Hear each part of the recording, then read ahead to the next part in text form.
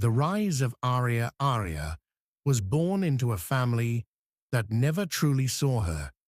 In a small, dusty village where traditions ruled and expectations were simple, she was the odd one out. While other children played in the fields, she sat quietly in a corner, her nose buried in books.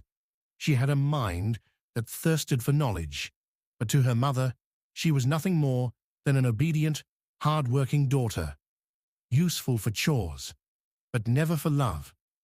From dawn until nightfall, Aria worked tirelessly. She cooked meals she was never praised for, cleaned floors that were dirtied again within minutes, and ran errands without so much as a thank you. Her siblings laughed and played, free from responsibilities, while she bore the weight of the family's needs. "Why don't you act like the other children?" her mother scolded whenever she found Aria studying by candlelight. "You're always lost in those useless books." But Aria knew better. She knew that knowledge was the key to a world far beyond this village, a world where she was more than just a servant to her own blood. She continued to learn in secret, memorizing equations, solving problems, and writing code from old books she borrowed from a kind shopkeeper. She dreamed of a life where she was valued for her mind, not just her labor. The villagers whispered about her. "She's strange," they said. "Always alone, always working. Who does she think she is?" But she didn't care. One day, at the village market, she met Leo. He was different from the others. He didn't mock her silence or her books. Instead, he smiled. "You have something special in you, Aria," he said, handing her a worn-out novel. "Don't let this place dim your light."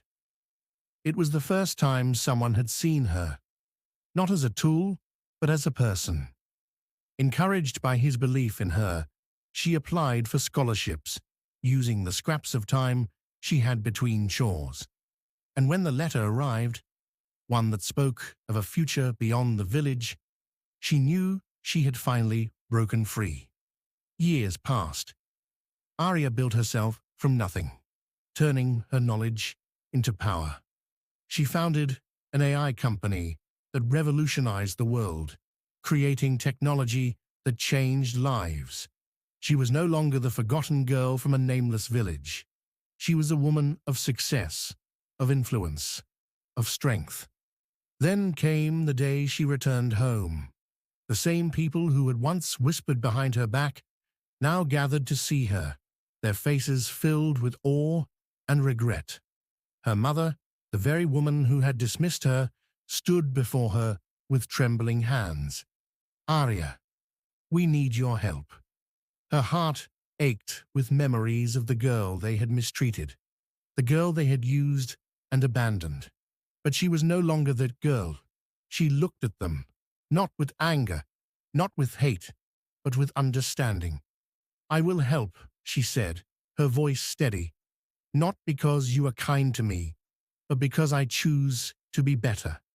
And with that, Aria proved that true strength wasn't just in success, but in rising above those who once tried to break her.